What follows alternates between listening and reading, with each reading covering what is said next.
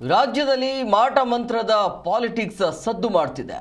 CM ವಿರುದ್ಧ ಮಾಟ ಮಂತ್ರ ಮಾಡಿಸಿರಬಹುದು ಅಂತ ಕುರ್ಚಿ ಗುದ್ದಾಟಕ್ಕೂ ಮತ್ತೆ ಬ್ಲ್ಯಾಕ್ ಮ್ಯಾಜಿಕ್ಗೂ ಮಾಜಿ ಸಚಿವ ಕೆ.ಎನ್. ರಾಜಣ್ಣ ಲಿಂಕ್ ಕೊಟ್ಟಿದ್ದಾರೆ.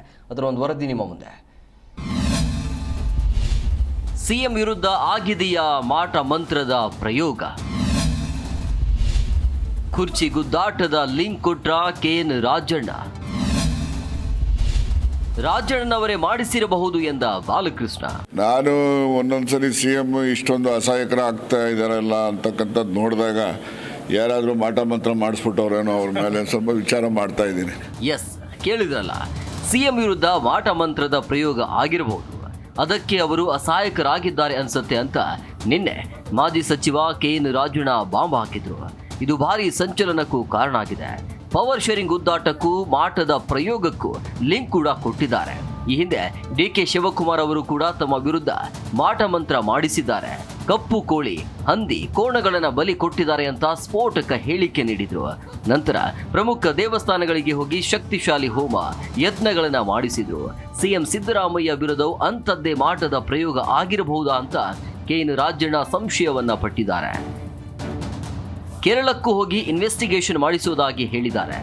ಆದರೆ ಇಂಥ ಕೆಲಸ ಯಾರು ಮಾಡುವುದಿಲ್ಲ, ಮಾಡಿದ್ರೆ ರಾಜಣ್ಣನವರೇ ಮಾಡಿಸಿರಬಹುದು ಅಂತ ಮಾಗಡಿ ಶಾಸಕ ಬಾಲಕೃಷ್ಣ ಲೇವಡಿ ಮಾಡಿದ್ದಾರೆ.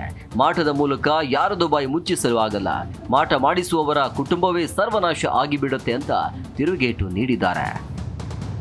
ಇನ್ನು ಸಿಎಂ ವಿರುದ್ಧ ಮಾಟದ ಬಗ್ಗೆ ರಾಜಣ್ಣಗೆ ಮಾಹಿತಿ ಇರಬಹುದು, ಇಲ್ಲವೇ ಅವರಿಗೆ ಯಾರಾದರೂ ಹೇಳಿರಬಹುದು. ಅದಕ್ಕೆ ಅವರು ಹಾಗೆ ಹೇಳಿರಬೇಕು ಅಂತ ಗೃಹ ಸಚಿವ ಡಾಕ್ಟರ್ ಜಿ. ಪರಮೇಶ್ವರ್ ಹೇಳಿದ್ರು. ರಾಜಣ್ಣವರಿಗೆ ಮಾಹಿತಿ ಇರ್ಬೋದು, ಏನು ಗೊತ್ತು, ರಾಜಣ್ಣವ್ರಿಗೆ ಮಾಹಿತಿ ಇರ್ಬೋದು. ಯಾರಾದರೂ ಮಾಟ ಮಂತ್ರ ಮಾಡೋದು ಆ ಥರದ್ದು ಏನಾದರೂ ಅವ್ರಿಗೆ ಯಾರಾದರೂ ಹೇಳಿದರೆ ಅದಕ್ಕೆ ಹೇಳಿರ್ಬೋದೇನೋ ಅವರು. ಸರ್ಕಾರ ಮೂಢನಂಬಿಕೆಯಲ್ಲಿ ಮುಳುಗಿದೆ ಎಂದ ಅಶೋಕ್. ಇನ್ನು ಈ ಬಗ್ಗೆ ಪ್ರತಿಕ್ರಿಯಿಸಿದ ವಿಪಕ್ಷ ನಾಯಕ ಅಶೋಕ್, ಸರ್ಕಾರ ಸಂಪೂರ್ಣವಾಗಿ ಮೂಢನಂಬಿಕೆಯಲ್ಲಿ ಮುಳುಗಿದ್ದು ಸಿದ್ದರಾಮಯ್ಯ ಅವರು ತಕ್ಷಣವೇ ಆ ಹೋಮ ಕುಂಡಗಳನ್ನು ಪತ್ತೆ ಹಚ್ಚಿ ಅಗ್ನಿಕುಂಡದ ಮೂಲಕ ರಿವರ್ಸ್ ಮಾಟ ಮಾಡಿಸಬೇಕಾದ ಅನಿವಾರ್ಯತೆ ಎದುರಾಗಿದೆ ಅಂತ ಹೇಳಿದ್ರು.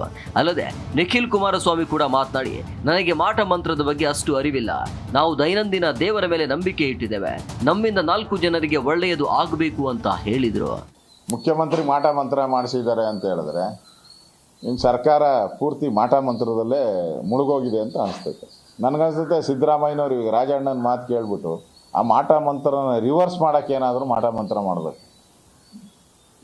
ರಿವರ್ಸ್ ಮಾಟ ಮಂತ್ರ ಮಾಡೋ ಅಂಥದ್ದಕ್ಕೆ ಇನ್ಮೇಲೆ ಸಿದ್ದರಾಮಯ್ಯನವರು ಹೋಮ ಕುಂಡಗಳನ್ನು ರೆಡಿ ಮಾಡ್ಕೊಬೇಕು. ಎಲ್ಲಾದರೂ ಹೋಮ ಕುಂಡಗಳು ಇವೆಲ್ಲ ರೆಡಿ ಮಾಡ್ಕೊಂಡು ಅವರೊಂದು ಕಡೆ ಮಾಟ ಮಾಡಿಸ್ತಾರೆ, ಇಲ್ಲೊಂದು ಕಡೆ ರಿಮೂವಲ್. ಇವೆರಡು ಹೋಮಗಳು ದಿನನಿತ್ಯ ನಡೀತಾ ಇರ್ಬೇಕು, ಹಂಗಾತೈತೆ ಕರ್ನಾಟಕ.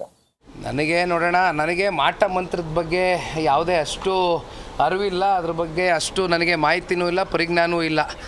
ನಮಗೆ ಇರ್ತಕ್ಕಂಥದ್ದು ಒಂದೇ, ನಾವು ದೈವದ ಮೇಲೆ ನಂಬಿಕೆ ಇಟ್ಕೊಂಡಿದ್ದೀವಿ ಈ ಕುಟುಂಬ. ಅದೇ ರೀತಿ ನಿಖಿಲ್ ಕುಮಾರಸ್ವಾಮಿ ಬೆಳಗ್ಗೆ ಎದ್ದರೆ ಭಗವಂತನಲ್ಲಿ ಒಂದು ಪೂಜೆ ಸಲ್ಲಿಸಿ ಕೈ ಮುಗಿದು ಮನೆ ಬಿಟ್ಟು ಹೊರಡ್ತೇವೆ. ಒಂದು ಒಳ್ಳೆ ನಮ್ಮ ಕಡೆಯಿಂದ ಒಂದು 4 ಜನಕ್ಕೆ ಇವತ್ತು ಸಹಾಯ ಆಗ್ಲಪ್ಪ, ಸಾರ್ವಜನಿಕ ಬದುಕಲ್ಲಿರ್ತಕ್ಕಂಥವ್ರು ನಮ್ಮ ಕಡೆಯಿಂದ ಅಂತಕ್ಕಂಥ ಪ್ರಾರ್ಥನೆ ಸಲ್ಲಿಸಿ ಹೊರತುಪಡಿಸಿ ಇಲ್ಲಿ ನನಗೆ ಈ ಮಾಟ ಮಂತ್ರದ ಬಗ್ಗೆ ಅಷ್ಟು ನನಗೆ ಮಾಹಿತಿ ಇಲ್ಲ.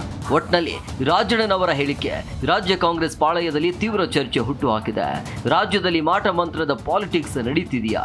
ಹಾಗೆ ಮಾಟ ಮಾಡಿಸ್ತಿರುವ ನಾಯಕರು ಸ್ವಪಕ್ಷೀಯರ ಅಥವಾ ವಿಪಕ್ಷದವರ ಯಾರಿರಬಹುದು ಅಂತ ಕುತೂಹಲ ಹೆಚ್ಚಿಸಿದೆ. Rajappa Suttur, political bureau, G Kannada news.